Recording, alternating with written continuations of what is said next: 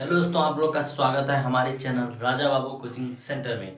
तो दोस्तों, आज हम बात करने वाले हैं 12th के हिंदी के काव्य खंड के 7वां अध्याय के बारे में, जिसका नाम है दोस्तों पुत्र वियोग, और जिसके लेखक लेखक है दोस्तों सुभद्रा कुमारी चौहान। तो दोस्तों, आज हम सुभद्रा कुमारी चौहान के परिचय के बारे में इस वीडियो में बात करेंगे। तो ठीक ना दोस्तों, तो चलिए बिना किसी टाइम वेस्ट करते हुए आज की क्लास देख लेते हैं। उससे पहले मैं बता देता हूँ, एक थोड़ा सा नोट पॉइंट बोलिए या जो भी बोलिए, आपको सूचित कर देता हूँ कि दोस्तों जैसे ही ये वीडियो अपलोड होगा उसके 1-2 दिन बाद आपको इस वीडियो का जो है ऑब्जेक्टिव मिल जाएगा इस चैप्टर का, पुत्र वियोग का। दोस्तों, मैं एक और सूचना बता दूं कि दोस्तों जैसे चैप्टर खत्म होता है तो उस चैप्टर का ऑब्जेक्टिव दे दिया जाता है। अगर दोस्तों आपको ओनली ऑब्जेक्टिव देखना है तो इसके बाद वाले वीडियो देख लीजिएगा, जो भी हैं मेरे भाई, मेरे मित्र, मेरे दोस्त। तो दोस्तों, जिसको भी ऑब्जेक्टिव देना हो इसके बाद वाले वीडियो देख लीजिएगा, आपको ओनली उसमें ऑब्जेक्टिव मिल जाएगा, वो भी मेरे हैंड राइटिंग में, वो भी मेरे से बनाया हुआ। तो चलिए मेरे मित्र, चलिए आज की क्लास स्टार्ट करते हैं, आज का क्लास स्टार्ट करते हैं मेरे भाई। चलिए, तो दोस्तों आज हम पढ़ेंगे सुभद्रा कुमारी चौहान जी के बारे में। तो चलिए देख लेते हैं हमारी सुभद्रा कुमारी चौहान जी के परिचय। लेखक महोदय जी पुत्र वियोग के हैं। तो चलिए दोस्तों, सुभद्रा कुमारी चौहान, देखिए सुभद्रा कुमारी चौहान का जो जन्म हुआ था वो हुआ था 16 अगस्त 1940 ईस्वी को, ठीक है ना। देखिए सुभद्रा कुमारी चौहान जन्म मतलब होता है दोस्तों कि कब वो पृथ्वी पर आए। तो दोस्तों जब वो पवित्र भूमि पर आए, अपना जन्म लिए, तो उस तिथि का नाम दोस्तों क्या था, 16 अगस्त 1940 ईस्वी। और दोस्तों साथ ही साथ उसका निधन कब हुआ था, आपको ये भी पूछा जा सकता है कि मान के चलिए आपको पूछेगा कि सुभद्रा कुमारी चौहान का जन्म कब हुआ, 16 अगस्त 1940 में, ऐसे करके रहेगा। चलिए एक ऑब्जेक्टिव मैंने बता दिया। अब देखिए दूसरा ऑब्जेक्टिव को क्या पूछेगा आपको। देखिए दूसरा ऑब्जेक्टिव ये पूछेगा कि सुभद्रा कुमारी चौहान का मृत्यु कब हुआ था। तो दोस्तों मृत्यु हुआ था 15 फरवरी 1948 ईस्वी को, ठीक है ना। वो भी बसंत पंचमी के दिन नागपुर से जबलपुर वापसी में कार दुर्घटना में। देखिए ये तो बहुत दुखद समाचार है, लेकिन देखिए दोस्तों कार दुर्घटना में भी जन्म हुए थे सुभद्रा कुमारी चौहान। और साथ ही साथ देखिए आज हमारे बीच इतने महान व्यक्ति बन गए कि उसके बुक में, मतलब हमारे बुक में उसका जो है अपना एक अलग ही इमेज बन चुका है। तो दोस्तों सोचिए, भगवान भी क्या क्या अजब मतलब अच्छा, कितना अच्छा हुआ। तो चलिए, कितना अच्छा तो नहीं, कार दुर्घटना के टाइम में हुआ, जैसा जिसका अपना भगवान लिखे। तो चलिए आगे हम पढ़ेंगे बिना किसी टाइम वेस्ट करते हुए। तो देखिए सुभद्रा कुमारी चौहान का जन्म स्थान, मतलब जहाँ वो रहते थे और जिस जगह पे रहते थे, जिस पवित्र भूमि पर रहते थे, उस पवित्र भूमि का नाम था दोस्तों निहालपुर, इलाहाबाद, उत्तर प्रदेश। दोस्तों इलाहाबाद में एक निहालपुर नामक जगह है, और दोस्तों उसी जगह पर जन्म हुआ था। और दोस्तों इलाहाबाद जानते ही आप लोग उत्तर प्रदेश में, ठीक ना। तो चलिए देख लेते हैं सुभद्रा कुमारी चौहान जी के माता जी का नाम क्या था। दोस्तों उसके माता जी का नाम था श्रीमती धीराज। ये भी आपको ऑब्जेक्टिव में पूछा ही जाएगा कि सुभद्रा कुमारी चौहान के माता जी का नाम क्या था। तो दोस्तों उसके माता जी का नाम था श्रीमती धीराज। तो चलिए धीराज कुंवर था, ठीक ना। कुंवर एक कास्ट का नाम है, ठीक ना, तो जानते हैं आप लोग। तो उसके पिताजी का नाम था दोस्तों ठाकुर रामनाथ सिंह, ठीक ना। उसके पिताजी का नाम क्या था, यानी कि सुभद्रा कुमारी चौहान जी के पिताजी का नाम था ठाकुर रामनाथ सिंह। तो चलिए मेरे भाई, देखिए सुभद्रा कुमारी चौहान जी एक लेडीज हैं, और उसके पति का नाम था दोस्तों ठाकुर लक्ष्मण सिंह चौहान, ठीक ना। उसके पिताजी का नाम उसके पत्नी जी का नाम था पति का नाम था ठाकुर लक्ष्मण सिंह चौहान, ठीक ना। उसके पति का नाम था ठाकुर लक्ष्मण सिंह चौहान, ठीक ना। चलिए आगे देख लेते हैं। खंडवा मध्य प्रदेश निवासी से 1919 में विवाह हुआ था, ठीक ना। उसका जो है सुभद्रा कुमारी चौहान जी का जो है विवाह 1919 ईस्वी में हुआ था। ये भी आपको याद रखना जरूरी है, ठीक ना। और मध्य प्रदेश के निवासी थे हमारे ठाकुर लक्ष्मण सिंह चौहान, जो कि सुभद्रा कुमारी चौहान के पति जी थे, ठीक ना। तो चलिए आगे बढ़ते हैं मेरे भाई। ठाकुर लक्ष्मण सिंह अंग्रेज सरकार द्वारा जब्त कुली प्रथा और गुलामी का नशा नामक नाटकों के लेखक, प्रसिद्ध पत्रकार, स्वतंत्रता सेनानी और कांग्रेसी नेता थे। देखिए दोस्तों, कहा गया है कि कुली प्रथा और साथ ही साथ गुलामी का नशा, मतलब गुलामी का नशा, गुलाम जो देश था उसमें गुलामी का नशा, और नामक नाटकों के लेखक, प्रसिद्ध पत्रकार भी थे और स्वतंत्रता सेनानी और कांग्रेसी नेता भी थे, ठीक ना। ये सब थे उसके पति थी, सुभद्रा कुमारी चौहान के पति थे ये सब, ठीक ना। चलिए आगे बढ़ते हैं सुभद्रा कुमारी चौहान के शिक्षा। तो शिक्षा के बारे में पढ़ते हैं कि ये शिक्षा कहाँ से प्रारंभ की। चलिए पढ़ लेते हैं और कहाँ, मतलब अपन जो भी चीज शिक्षा से प्रारंभ, मतलब जो भी शिक्षा से रिलेटेड है, चलिए पढ़ के सुना देता हूँ। देखिए, क्लासवेट गर्ल स्कूल, जो कि क्लासवेट गर्ल स्कूल है ना दोस्तों मेरे भाई, इलाहाबाद में है, याद रखिएगा, ठीक ना। और प्रारंभिक शिक्षा वहीं से इसका आरंभ हुआ था, ठीक ना, याद रखिएगा। क्लासवेट गर्ल्स स्कूल, क्लासवेट गर्ल्स स्कूल, जो कि इलाहाबाद में है मेरे भाई। तो दोस्तों वहां से इसकी प्रारंभिक शिक्षा प्रारंभ हुई थी, ठीक ना। चलिए आगे बढ़ते हैं मेरे भाई। इसी स्कूल में प्रसिद्ध कवियत्री महादेवी वर्मा, सुभद्रा कुमारी चौहान साथी थी। देखिए एक यहाँ पे कवियत्री, देखिए कवियत्री महादेवी वर्मा को तो सब जानते होंगे, नहीं जानते हैं तो कोई दिक्कत की बात नहीं है, जानने की जरूरत भी नहीं है। तो दोस्तों उसी के साथ सुभद्रा कुमारी चौहान, जो कि हमारे लेखक महोदय जी हैं, किसके पुत्र वियोग के, तो उसी के मतलब वो दोनों जो है अपना साथ में पढ़ाई करती थी, ठीक ना, साथी थी। और चलिए आगे बढ़ते हैं। पुनः थियोसिफिल स्कूल वाराणसी में वर्ग 9 तक की पढ़ाई की। फिर जो है दोस्तों सुभद्रा कुमारी चौहान जी जो है 9वीं क्लास की जो पढ़ाई की, 9वीं क्लास की, तो वो था थियोसिफिल स्कूल, जो कि वाराणसी में है, ठीक ना। तो चलिए आगे देखते हैं मेरे भाई। तो 9वीं के बाद जो है दोस्तों शिक्षा अधूरी छोड़कर असहयोग आंदोलन में कूद पड़ी। असहयोग आंदोलन में जो है ना, ये भी अपना कुछ अपना जो है क्या कहते हैं उसको, योगदान दी, ठीक ना। चलिए आगे बढ़ते मेरे भाई। प्रधान कर्म क्षेत्र सुभद्रा कुमारी की चौहान के क्या क्या थे। प्रधान कर्म क्षेत्र देख लेते मेरे भाई। देखिए प्रधान कर्म क्षेत्र जो है समाज सेवा, राजनीतिक स्वाधीनता संघर्ष में सक्रिय भागीदारी, अनेक बार कारावास, मध्य प्रदेश में कांग्रेस पार्टी की MLA थे, ठीक ना। चलिए यही सब थे प्रधान कर्म क्षेत्र, याद रखिएगा। सामाजिक सेवा, राजनीतिक स्वाधीनता, संघर्ष में सक्रिय भागीदारी, अनेक बार कारावास, मध्य प्रदेश में कांग्रेस पार्टी के MLA, ठीक ना। ये सब थे प्रधान कर्म क्षेत्र। चलिए ये सब सुन लीजिए उतना ज्यादा, और इसके बाद आपको तो ऑब्जेक्टिव जैसे मिल ही जाएगा, तो सुनने का काम कीजिए, बाकी बात जो समझाने का काम होगा वो तो मैं कर ही रहा हूँ। जहाँ पे लगता है मुझे समझाने की जरूरत है, नहीं है तो सुन तो रही है, कोई दिक्कत की बात नहीं है। विशिष्ट अभिरुचि, देखिए इसके कुछ विशिष्ट अभिरुचि, अभिरुचि मतलब होता है हॉबी, ठीक ना। अब गलत चीज नहीं सोचना है, हॉबी एक इंग्लिश वर्ड है। आपको किस किस चीज में हॉबी है, हॉबी ये होता है ना। चलिए होता है तो ठीक, नहीं तो हिंदी पढ़ रहे हैं, इंग्लिश की जरूरत अभी नहीं है। तो चलिए इसके विशिष्ट अभिरुचि देख लेते हैं। तो विशिष्ट अभिरुचि था दोस्तों छात्र जीवन ही काव्य रचना की प्रवृत्ति, ठीक ना।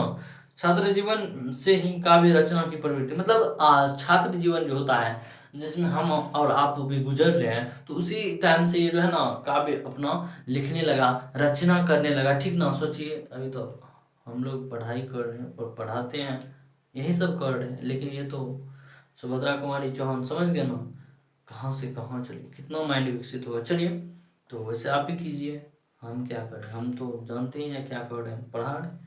आगे चलकर प्रमुख कवियत्री एवं साहित्यकार के रूप में प्रतिष्ठा। देखिए आगे चलकर जो है ना वो कवियत्री यानी कि कवि लिखने वाली कवियत्री कहा जाता है जो कविता का रचना करता है, ठीक ना। तो दोस्तों यही था, और साहित्यकार के रूप में प्रतिष्ठा भी रहा उसका, और क्या। और इसके कृतियां देख लीजिए जो कि आपको बोर्ड एग्जाम में पूछा नहीं, बहुत पूछा जाता है। तो सुभद्रा कुमारी चौहान की कृतियां देख लीजिए। तो मुकुल जो है ना एक कविता संग्रह है जो कि 1930 ईस्वी में प्रकाशित हुआ था, ठीक ना। और आगे बढ़ते हैं मेरे भाई। त्रिधरा भी इन्हीं के कृतियां है जो कि कविता चयन है, ठीक ना। और आगे बढ़ते हैं मेरे भाई। बिखेर मोती, ये भी एक मोहनी संग्रह है, ठीक ना। चलिए आगे बढ़ते हैं मेरे भाई। सभा के खेल जो कि कहानी संग्रह, याद रखिएगा, सभा के खेल जो कि कहानी संग्रह है, ये भी कई बार आपको पूछा गया है बिहार बोर्ड में। तो चलिए मेरे भाई। पुरस्कार, देखिए पुरस्कार तो लगभग में पूछा ही जाता है। तो चलिए, तो सुभद्रा कुमारी चौहान को कौन सा पुरस्कार मिला था। मुकुल एक पुरस्कार का नाम है दोस्तों, जो कि उनको 1930 में हिंदी साहित्य सम्मेलन के सकेरिया पुरस्कार मिला था, ठीक ना। सक्सेरिया है, तो सक्सेरिया पुरस्कार मिला, ठीक ना। ये सब इसके 1930 में हिंदी साहित्य सम्मेलन का सकेसेरिया पुरस्कार मिला था। चलिए मेरे भाई आगे बढ़ते हैं। सुभद्रा कुमारी चौहान हिंदी की छायावादी काव्यधारा के समानांतर स्वतंत्र रूप से काव्य रचना करने वाली राष्ट्रीय भावधारा की प्रमुख और विशिष्ट कवियत्री थी, ठीक ना। देखिए मेरे भाई, सुभद्रा कुमारी चौहान जो है छायावादी यानी कि छायावादी और काव्यधारा यानी कि काव्य खंड जो होता है, जो कविता लिखते हैं, उसी के समानांतर स्वतंत्र और रूप में काव्य रचना, काव्य मतलब कविता की रचना करने वाली राष्ट्रीय भावधारा की प्रमुख और विशिष्ट कवियत्री, ठीक ना। चलिए मेरे भाई आगे बढ़ते हैं। राष्ट्रीय भावधारा का भारतीय नवजागरण और राष्ट्रीय स्वतंत्रता जो है मेरे भाई कहा जाता है, तो जानते हैं स्वतंत्रता हमारे देश स्वतंत्र है, तो समझिए ना स्वतंत्रता किसको कहते हैं। नहीं है तो नहीं समझे तो कोई दिक्कत की बात नहीं है, कब समझिएगा। 1947 में देश आजाद हुआ, आप कब आजाद होइएगा, ठीक है। चलिए आगे देखते हैं। आंदोलन से अभिन्न संबंध था, ठीक ना। इस सबसे उसको संबंध था, अभिन्न संबंध था, मतलब सबसे भिन्न संबंध था, अभिन्न संबंध था, जो भी बोलिए।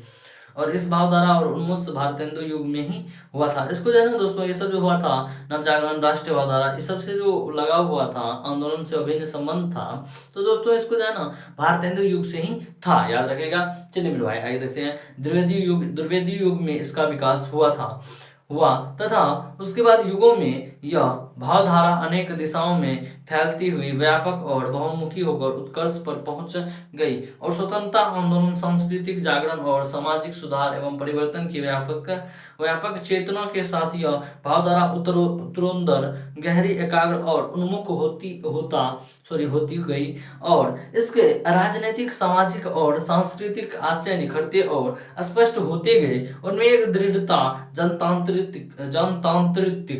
और वैचारिक और उत्सर्ग भावना बढ़ती चली गई। देखिए इसका जो है ना राजनीतिक, सामाजिक और सांस्कृतिक सब, इस सबसे जो है ना आशय निखरते और भावधारा उत्तरोत्तर और एकाग्र और उन्मुखी, मतलब ये सब में है। चलिए फिर से बात दोहराते हैं, ऊपर वाला लाइन पढ़ा गया इसमें मिस्टेक से। चलिए दोहरा देते एक बार।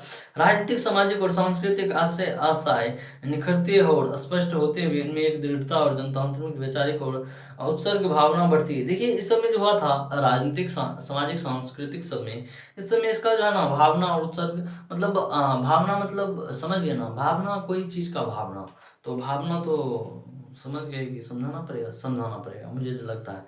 देखिए भावना, देखिए कोई किसी को जानता है या कोई किसी के बारे में जानने की इच्छा रखता है, तो किसी के मन की तो नहीं, किसी के बात को जानते हैं, किसी को कोई चीज जो होता है वो जो थोड़ा बहुत पहले जान जाता है, उसी को तो भावना कहा जाता है, ठीक ना। नहीं समझे तो कोई दिक्कत की बात नहीं, सब समझने की जरूरत नहीं है आपको। चलिए आगे बढ़ते हैं। केवल भावुकता की उच्छल अभिव्यक्ति से आगे बढ़कर स्वप्नों और संकल्पों से कहीं अधिक इस भावधारा में सामाजिक, राजनीतिक यथार्थ की प्रेरणाएं और अगाग्र बढ़ते चले गए और राष्ट्रीय भावधारा के इस यथार्थमुख रूप से सुभद्रा कुमारी चौहान की कविता के घनिष्ठ संबंध है और उनकी कविता की केंद्रीय और प्रमुख प्रेरणा यथार्थनिष्ठ राष्ट्रीय भावधारा ही है, ठीक ना। तो चलिए मेरे भाई आगे की ओर लेकर चलते हैं आपको। चलिए ये सब देखिए पढ़ के सुना देता हूँ इसलिए क्योंकि इसमें कुछ समझाने की जरूरत नहीं है, और आपको जो भी ऑब्जेक्टिव मिलेगा मैं निकाल के एक एक करके आपको निचोड़ के दे दूंगा बुक से, चाहे जहां से भी पूछिए, आपको 1% भी दिक्कत नहीं होगा। बस आपको जितना ऑब्जेक्टिव मैं वीडियो डालता हूँ बस उस सबको तैयार कर लेना है, ठीक ना। चलिए मेरे भाई आगे बढ़ते हैं आपको।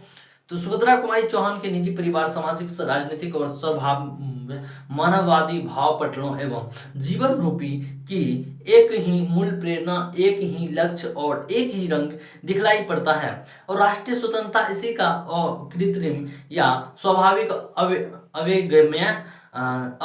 अवेगम्य स्वर उनके जीवन और काव्य के मुखर रूप में एक और अखंड कर देता है, ठीक ना। तो चलिए आगे देखते हैं। यह गुण या विशेषताएं उन्हें अपने समकालीन कवियों के बीच विशिष्ट बनाती हैं और क्रांतिकारी युवकों की तरह राष्ट्रीय स्वतंत्रता के लिए अपनी सर्वस्व होम कर देने तथा मर मिट जाने की एक ही मंत्र, एक ही बल और एक ही सर्वाग्रासी प्रेरणा उनके जीवन और काव्य के अविलग अखंड संसार से बवंडर या आंधी की तरह उठती है और चारों ओर जैसे छा जाती है।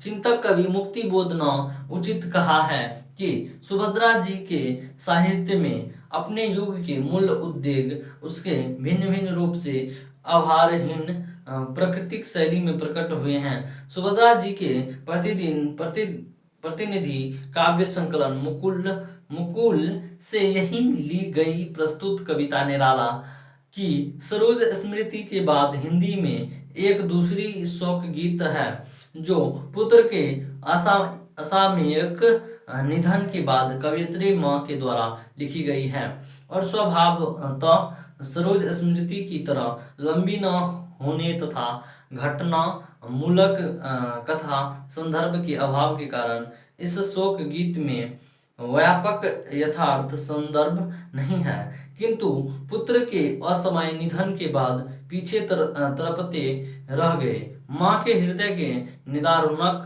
शौक की ऐसी सादगी भरी अभिव्यक्ति है जो निवैयक्तिक थोड़ा मिटा हुआ है, ठीक ना, निवैयक्तिक है और सार्वभौम होकर अमित रूप में काव्यात्य अर्जित कर लेती है, ठीक ना। इससे एक माँ के विषादमय शोक का एक साथ धीरे धीरे गहराता और ऊपर ऊपर आरोहण करता हुआ भाव उत्कृष्टता अर्जित करता जाता है तथा कविता के अंतिम छंद में पारिवारिक रिश्तों के बीच माँ बेटे के संबंध की एक विलक्षण आत्म प्रतीत में अस्थायी परिणति पाता है। तेरा स्मारक तू ही होगी, तू खुद अमिट निशानी थी। चलिए एक थोड़ा सा कोटेशन है जो कि शमशेर बहादुर सिंह जी के हैं, आप ही के बुक में है, ठीक ना। तो चलिए आगे बढ़ लेते हैं, पढ़ लेते हैं इसको। शमशेर बहादुर सिंह के कोटेशन जो भी लिखे हैं, हम उनके असली स्वरूप की यादें रखें कि वो हमारी भावना की भारत की पहली बसंत पंचमी, भारतीय आंदोलन की वीर स्त्रियों में पहली सत्यग्राही और हिंदी भारती की पहली कोकिला थी, जिनकी स्वर्ग लहरियों, चकबस्त और इकबाल के राष्ट्रीय तरानों के बीच हमेशा हमेशा के लिए जनगण मन में घुल मिल गए हैं। तो चलिए आज का जो है ना पुत्र वियोग की लेखक सुभद्रा कुमारी चौहान के बारे में पढ़ के मैंने सुना दिया, जो भी एक्सप्लेन तो नहीं हुआ। तो दोस्तों क्यों एक्सप्लेन नहीं हुआ मैं भी वो भी रीजन बता देता हूँ ताकि आपको बुरा नहीं लगे, ठीक ना। तो मुझे तो नहीं पता आपको बुरा लगे कि अच्छा लगे, लेकिन मैं बता देता हूँ। देखिए होता है क्या, इस सबसे क्वेश्चन तो पूछा जाता नहीं, एक्सप्लेन उतना ज्यादा देखिए आप खुद से भी पढ़ लीजिए तो इतना हो जाएगा कि आपको दिमाग में उतना रह जाता है, ठीक ना। तो दोस्तों जो भी पूछा जाएगा ना क्वेश्चन से वो आपको ऑब्जेक्टिव में जो मैं अपना ही हैंड राइटिंग में बना के अपलोड करता हूँ यूट्यूब पे, तो दोस्तों उसमें आपको जो है ना पूरा ये 1 by 1 करके मतलब कि एक भी नहीं छूटेगा, ताकि आपके बिहार बोर्ड में जहाँ से भी पूछा जाए। और चैप्टर बाय चैप्टर मैं इसलिए बनाता हूँ ताकि हर एक चैप्टर से जितना हो सके उतना मैं डिफिकल्ट रूप से पूरा इजी बना दे उसको, ठीक ना। इजी बना दूंगा तो दोस्तों आपको होगा याद करने में बहुत ही सुलभ होगी, आसानी होगी, ठीक ना। तो दोस्तों मिलेंगे एक नेक्स्ट वीडियो में एक नए टॉपिक के साथ, एक नए चैप्टर के साथ और एक नए विचार के साथ, ठीक ना। तो मिलेंगे, तब तक के लिए पढ़ते रहना है और क्या करना है, पढ़ने के बाद जो करना है, ठीक ना।